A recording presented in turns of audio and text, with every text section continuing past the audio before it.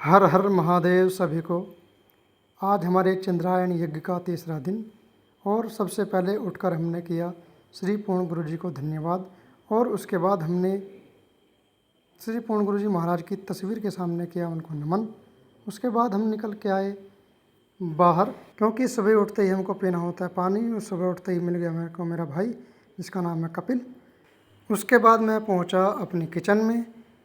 पानी गर्म करने के लिए मैं ढूंढने लगा अपने उस बर्तन को जिसमें मुझे पानी गर्म करना होता है। खैर मुझे गैस पे रखा हुआ ही वो। फिर मैंने उस बर्तन को उठा करके पानी गर्म करने के लिए उस बर्तन में पानी गर्म करना शुरू किया। जैसे ही मेरा पानी गर्म हो गया था फिर मैंने उसको लिया अपने कांच के गिलास में, क्योंकि मेरे को पानी कांच के गिलास में ही पीना पसंद है। और मैं बैठ करके अपना हल्के घूंट के साथ गुनगुना पानी पी रहा था। पानी पीने के बाद मैं निकल आया, जैसे कि मेरा जो डेली का रूटीन है, मैं बाहर निकल आया और मैं बाहर घूमने लगा, क्योंकि मेरे को घूमना बेहद ज़रूरी होता है, मैंने कल भी बताया था। उसके बाद मैं जैसे बाहर आया मैंने देखा कि हमारे जो दो भाई है वो अंतः पूजा कर रहे थे और तीसरा भाई अंतः पूजा में बैठने की तैयारी कर रहा था। फिर मैं अपना थोड़ा सा घूमा फिरा, क्योंकि सवेरा उठना होता है तो ये मौसम आप सुबह सुबह का देख सकते हैं। ये लगभग 5 बजे का समय है, क्योंकि उस समय ही अंधेरा रहता है।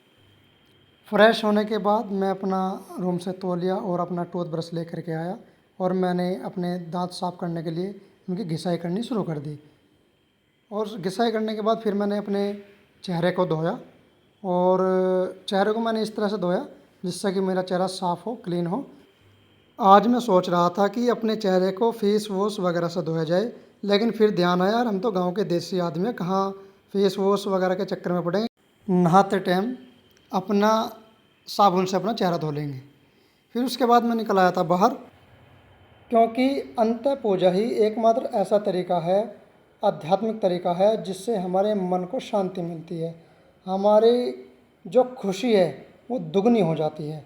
मैं जैसे ही बाहर आ रहा था फिर मैंने देखा कि मेरे कुछ भाई अंतः पूजा कर रहे हैं, तो मैंने सोचा कि मैं भी अपना बिस्तर यहीं पर लगा दूं, यानी कि अपना मैट यहीं पर बिछा दूं।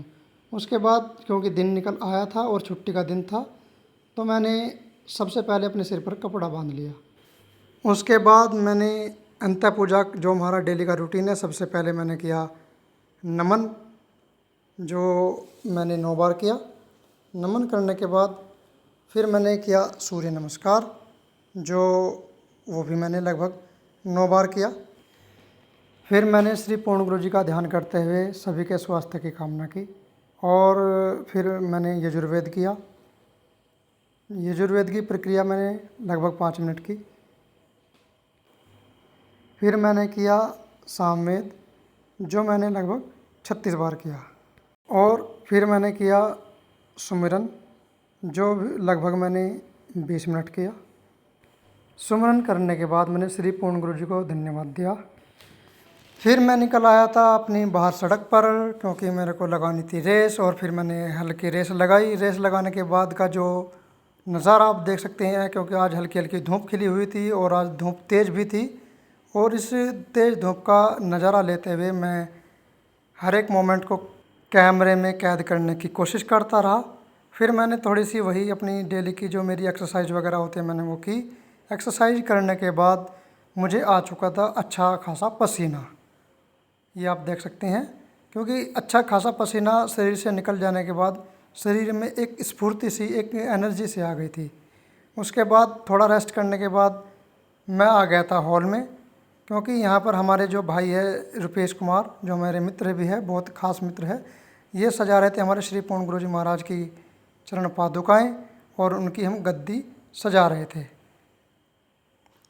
सुबह के ये सारे काम निमटने के बाद मैं और मेरा दोस्त जो रुपेश कुमार है, हम दोनों निकल गए थे अपनी बाइक में तेल डलवाने के लिए, क्योंकि बाइक में तेल डलवाने के बाद हमें जाना था कहीं और भी। हम दोनों भाई चल दिए थे अपनी बाइक यानी धन्नो को लेकर के तेल डलवाने के लिए। और रास्ते भर में ये जो शैतान आदमी है, जो पीछे बैठा हुआ खड़ूस आदमी है, ये हर एक मोमेंट को वीडियो बनाने की कोशिश कर रहा था। तो मैंने सोचा चल भाई तू बना ले वीडियो। फिर हम पहुंच गए थे पेट्रोल पंप पे हमने कहा पेट्रोल वाले से कि भाई इसमें कितना रुपये का पेट्रोल आ सकता है? वो कहने लगा भाई 250 का आ सकता है, क्योंकि टंकी तो तुम्हारी फुल सी है। हमने कहा भाई तू एक काम कर, तू इसमें 250 का ही तेल डाल दे। मैंने कहा भाई 200 और 50 ये इतने में तो होते होंगे 250। हाँ हाँ, मगर 250 का तेल डाल दे भाई। फिर हम तेल डलवाने के बाद अपने गांव का नज़ारा लेते हुए चल दिए थे एक बाग में, क्योंकि मैं सोच रहा था कि यार आज आम खरीदे जाएं और आम का जायका ले जाए। तो इसी आम का टेस्ट लेने के लिए, आम के बारे में जानने के लिए मैं पहुंच गया था एक बाग में, जो हमारे निवास स्थान से, जहाँ पर मैं रहता हूँ उससे लगभग 1 किलोमीटर दूर है। तो मैं अपनी बाइक के साथ पहुँच गया था आम वाले के पास। आम वाले से पूछा कि भाई आम का क्या रेट चल रहा है? कहने लगा भाई आम तो बहुत महंगा चल रहा है, क्योंकि चौसा आम है तो आम की क्वालिटी बढ़िया है। तो कहने लगा भाई आम बहुत महंगा चल रहा है। तो मैं कहा भाई कोई बात नहीं, महंगा हो सस्ता, जब खाना है तो खाएंगे भाई, जब पैसे हैं तो खा लेंगे, नहीं है तो नहीं खाएंगे। चलो कोई बात नहीं भाई। इसने कहा भाई इतने का है। मगर भाई चल तू इतने का ही दे दे, कोई बात नहीं, लेकिन भाई कुछ तो डिस्काउंट कर। कहने लगा चलो भैया इतना डिस्काउंट कर दूंगा, लेकिन इससे ज़्यादा तो मैं नहीं कर सकता। फिर हम अपने निवास स्थान पर आ गए थे। तो आज मैंने खाना दिन में नहीं बनाया था, तो ये मेरा भाई रुपेश और ये मेरे मित्र, ये आज हमारे लिए खाना बना रहे थे। तो मैं आज खाना बनाने के लिए खुद नहीं लगा था।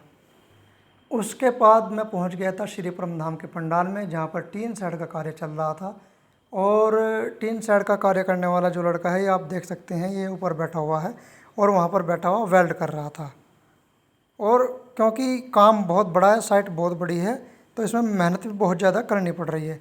ये हमारा पूरा पंडाल है जो अभी बिना टीन के फैला हुआ है और इस पर काम चल रहा है। शाम के समय जैसा कि श्री पूर्ण गुरु जी का आदेश है कि अपने घरों में कम से कम 5 दीपक जलाने होते हैं, तो ये हम सभी लोग श्री पूर्ण गुरु जी महाराज के आदेश अनुसार दीपक जलाने का कार्य शुरू कर चुके हैं। और सभी लोग अपना दीपक जला रहे थे, सभी लोग एक एक मिल करके दीपक जला रहे थे।